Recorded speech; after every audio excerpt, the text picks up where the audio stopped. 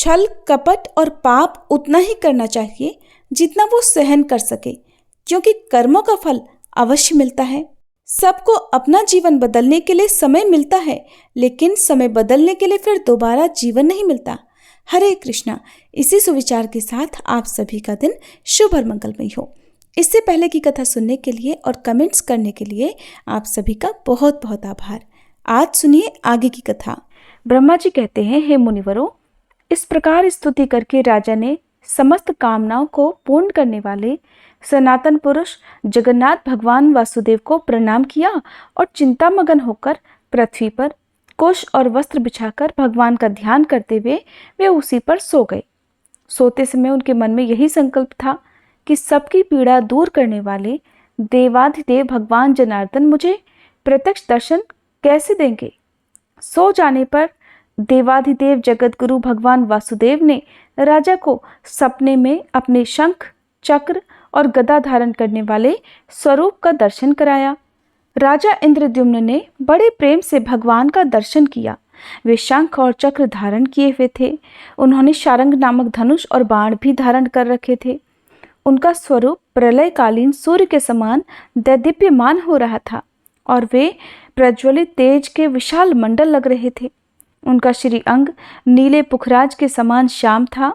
वे गरुड़ के कंधे पर विराजमान थे और उनकी 8 भुजाएं शोभा पा रही थी।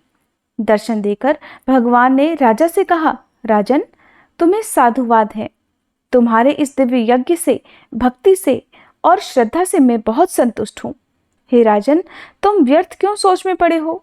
यहाँ जो संसार में पूजने योग्य सनातनी प्रतिमा है, उसकी प्राप्ति का उपाय तुम्हें बतलाता हूँ। आज की रात बीतने पर निर्मल प्रभात में अर्थात सुबह के समय जब सूर्योदय हो, उस समय अनेक प्रकार के वृक्षों से सुशोभित समुद्र के जल प्रांत में, जहाँ तरंगों से प्रेरित महान जल की राशि दिखाई देती है, वहीं एक बहुत बड़ा वृक्ष खड़ा है, जिसका कुछ भाग तो जल में है और कुछ धरती में है। वह समुद्र की लहरों से आहत होने पर भी कांपता नहीं है। तुम हाथ में कुल्हाड़ी लेकर लहरों के बीच से अकेले ही वहां चले जाना। तुम्हें वह वृक्ष दिखाई देगा। मेरे बताए अनुसार उसे पहचान कर बिना किसी शंका के उस वृक्ष को काट डालना। उसे काटते समय तुम्हें कोई अद्भुत वस्तु भी दिखाई देगी। उसी से सोच विचार कर तुम दिव्य प्रतिमा का निर्माण करो और मुंह में डालने वाली चिंता को बिल्कुल छोड़ दो। ऐसा कहकर महाभाग श्रीहरि स्वप्न में अदृश्य हो गए। वह स्वप्न देखकर राजा को बड़ा आश्चर्य हुआ। उस रात को देखते हुए वे भगवान में मन लगाकर उठ बैठे और वैष्णव मंत्र और विष्णु सूक्त का जप करने लगे। प्रातःकाल उठे और भगवत स्मरण करते हुए विधि पूर्वक उन्होंने समुद्र में स्नान किया। फिर ब्राह्मणों को नगर और गांव आदि दान में देकर अपने पूर्वाह्न कृत्य करके समुद्र के तट पर चले गए। वहां अकेले ही महाराज ने समुद्र की महावेला में प्रवेश किया और उस तेजस्वी महावृक्ष को देखा। बहुत ऊंचा वृक्ष था और उससे बड़ी बड़ी जटाएं लटक रही थी। उसे देखकर राजा इंद्रद्युम्न बहुत प्रसन्न हुए। उन्होंने तीखे फरसे से उस वृक्ष को काट गिराया और उसके 2 टुकड़े करने का विचार किया। फिर जब उन्होंने उस लकड़ी का भलीभांति निरीक्षण किया, तब एक अद्भुत बात उन्हें दिखाई दी। श्री विश्वकर्मा जी और भगवान विष्णु दोनों ब्राह्मण का रूप धरकर वहां आए। उनके कंठ में दिव्य हार और शरीर में दिव्य अंगराग शोभा पा रहे थे। वे दोनों अपने तेज से प्रज्वलित हो रहे थे। राजा के पास आकर उन्होंने पूछा, महाराज, आप यहाँ कौन सा कार्य करेंगे?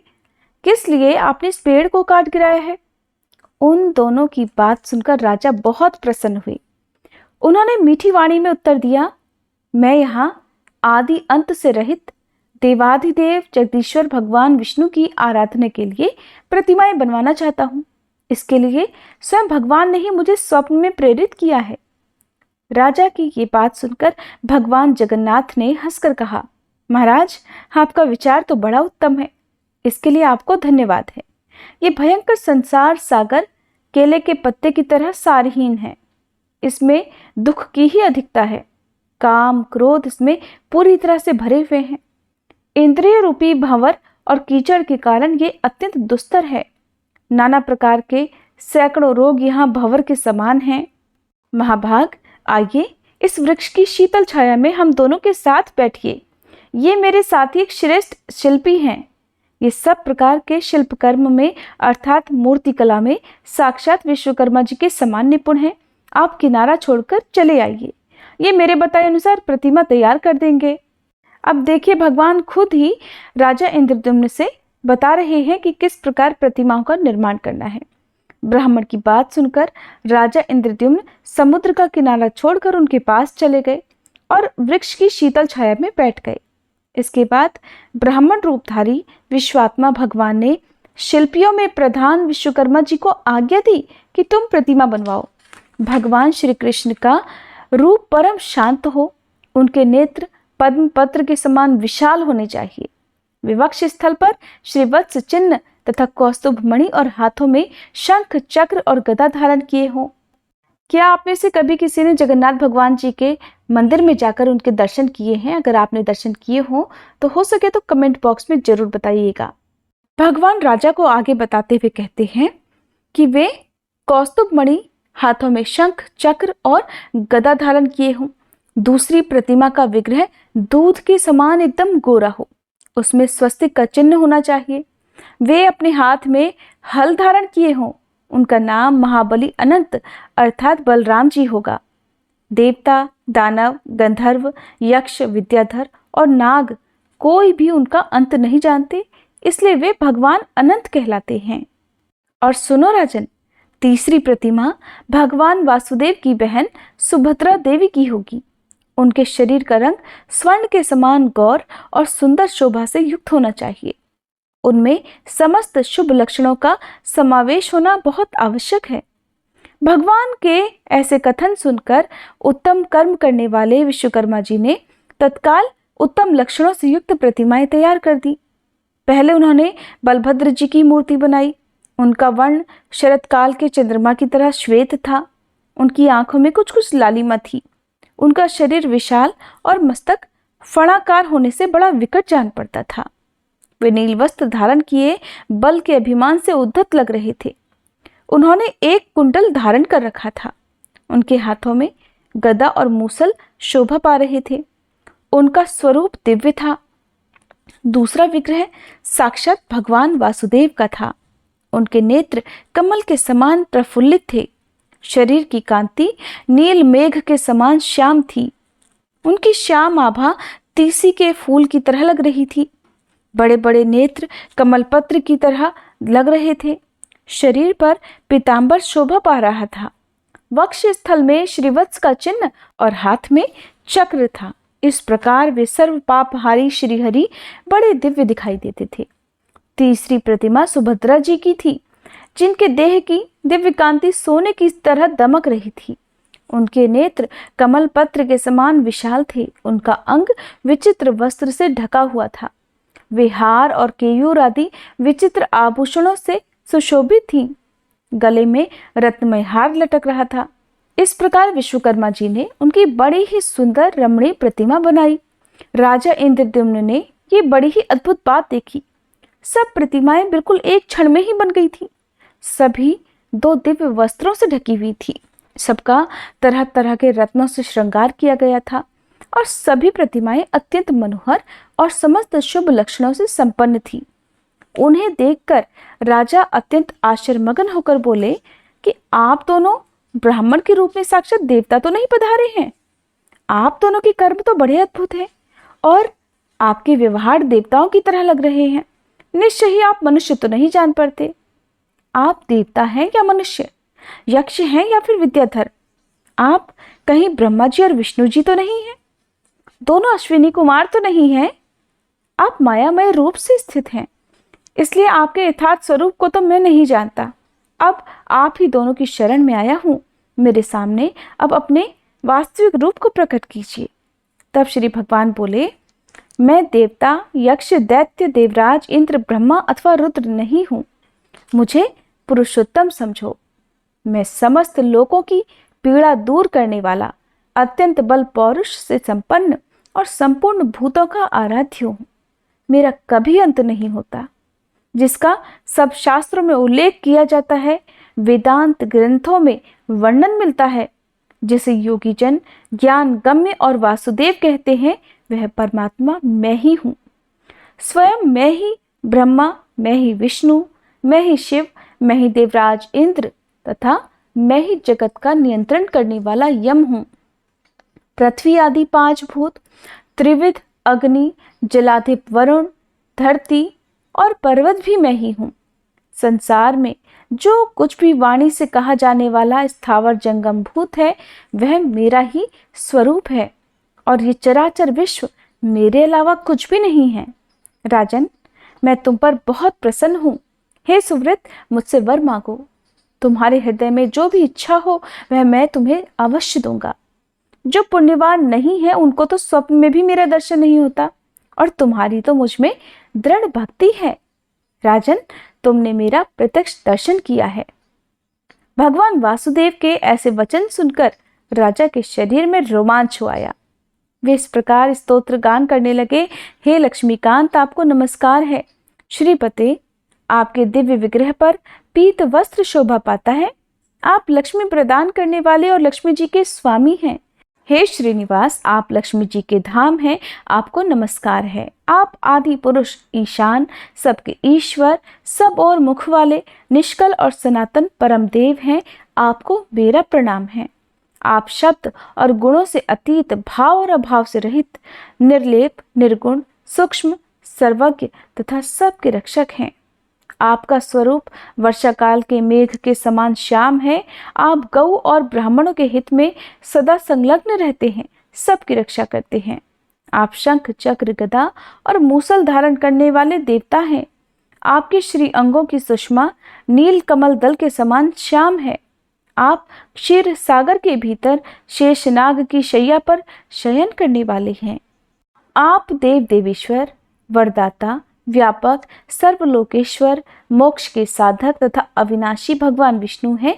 आपको पुनः मेरा प्रणाम है। इस प्रकार भगवान की स्तुति करके राजा ने हाथ जोड़कर प्रणाम किया और धरती पर मस्तक टेककर कहा, नाथ, अगर आप मुझ पर प्रसन्न हैं तो मैं ये उत्तम वर मांगता हूँ।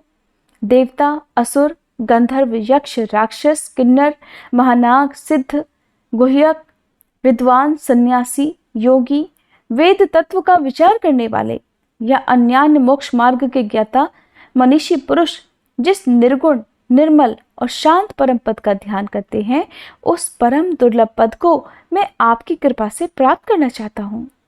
श्री भगवान बोले, राजन, तुम्हारा कल्याण हो। सब कुछ तुम्हारी इच्छा के अनुसार ही होगा। मेरी कृपा से तुम्हें तुम्हारी मनोवांछित वस्तु अवश्य ही प्राप्त होगी। राजन, तुम 10,900 वर्षों तक अपने अखंड साम्राज्य का उपभोग करो। इसके बाद उस दिव्य पद को प्राप्त होगे जो देवता और असुरों के लिए भी दुर्लभ है, जिसे पाकर सब मनोरथ पूर्ण हो जाते हैं, जो शांत, गूढ़, अव्यक्त, अव्यय, पर से भी पर, सूक्ष्म, निर्लेप, निष्कल, ध्रुव, चिंता और शोक से मुक्त तथा कार्य और कारण से वर्जित ये नामक परम पद है, उसका तुम्हें साक्षात्कार कराऊंगा। उस परमानंदमय पद को पाकर तुम परम पद अर्थात मोक्ष को प्राप्त हो जाओगे। राजन, इस पृथ्वी पर जब तक बादल पानी बरसाते रहेंगे, जब तक आकाश, चंद्रमा, सूर्य और तारे दिखते रहेंगे, जब तक 7 समुद्र और मेरु आदि पर्वत मौजूद रहेंगे तथा जब तक द्युलोक में देवताओं की सत्ता बनी रहेगी, तब तक इस भूलोक पर चारों ओर तुम्हारी अक्षय कीर्ति छाई रहेगी। तुम्हारे यज्ञांग से प्रकट होने वाला तालाब इंद्रद्युम्न सरोवर के नाम से प्रसिद्ध तीर्थ होगा, जिसमें एक बार स्नान करके भी मनुष्य इंद्रलोक प्राप्त कर सकते हैं। जो इस सरोवर के सुंदर तट पर पिंडदान करेगा, वह अपनी 21 पीढ़ियों का उद्धार करके इंद्रलोक को जाएगा और वहां विमान पर बैठकर अप्सराओं से पूजित होकर गंधर्वों के गीत सुनता हुआ 14 इंद्रों की आयु पर्यंत निवास करेगा।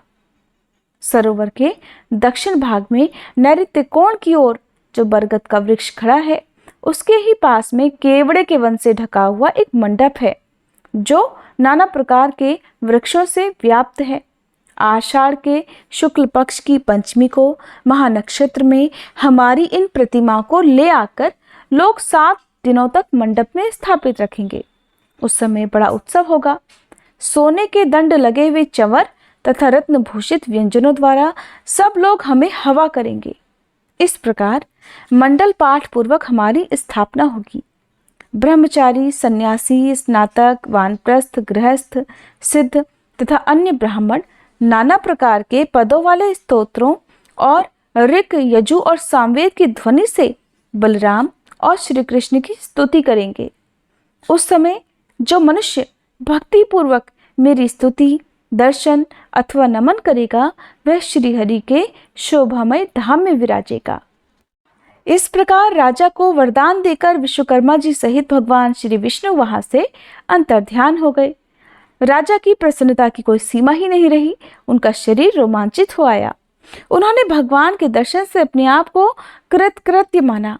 इसके बाद श्री कृष्ण, बलराम और वरदायिनी सुभद्रा जी को मणियों से जड़े हुए विमानों के आकार के रथों में बिठाकर वे बुद्धिमान राजा अमात्य और मंत्रियों सहित मंगल पाठ तथा गाजे बाजे के साथ ले आए और उन्हें परम मनोहर पवित्र स्थान में पधराया।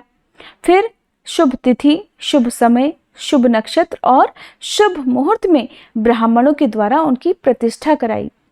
उत्तम प्रासाद अर्थात महल में वेदोक्त विधि पूर्वक प्रतिष्ठा करके उन सब विग्रहों को स्थापित किया। फिर तरह तरह के सुगंधित पुष्पों से विधिवत पूजन करके सुवर्ण, मणि, मोती और तरह तरह के सुंदर वस्त्र अर्पित किए। विविध प्रकार के दिव्य रत्न, आसन, ग्राम, नगर, राज्य तथा पुर आदि भी दान किए।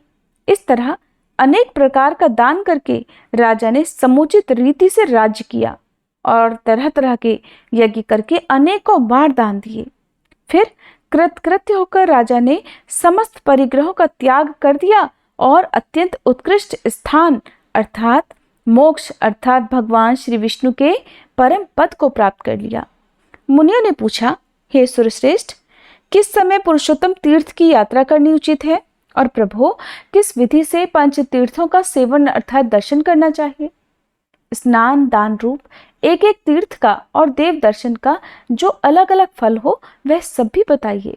तब ब्रह्मा जी बोले, जो कुरुक्षेत्र में अपनी इंद्रियों और क्रोध को जीतकर बिना खाए पिए 70,000 वर्षों तक एक पैर से खड़ा होकर तपस्या करता है और जो ज्येष्ठ शुक्ल द्वादशी को उपवास पूर्वक भगवान पुरुषोत्तम का दर्शन करता है वह पहले की अपेक्षा अधिक फल का भागी होता है। इसलिए मुनिवरों, स्वर्ग लोक की इच्छा रखने वाले ब्राह्मण आदि को चाहिए कि वे ज्येष्ठ मास में प्रयास करके इंद्रिय संयम पूर्वक भगवान पुरुषोत्तम का दर्शन करें। श्रेष्ठ मनुष्य को उचित है कि ज्येष्ठ मास में शुक्ल पक्ष की द्वादशी को विधि पूर्वक पंच तीर्थों का सेवन करके फिर श्री पुरुषोत्तम भगवान का दर्शन करे। जो ज्येष्ठ की द्वादशी को अविनाशी देवता भगवान पुरुषोत्तम का दर्शन करते हैं वे विष्णु लोक में पहुंचकर फिर कभी वहां से नीचे नहीं गिरते।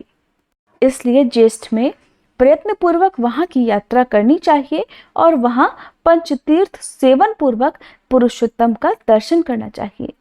जो अत्यंत दूर होने पर भी प्रतिदिन भक्ति पूर्वक भगवान पुरुषोत्तम का कीर्तन करता है वह शुद्ध चित्त होकर भगवान विष्णु के धाम में जाता है।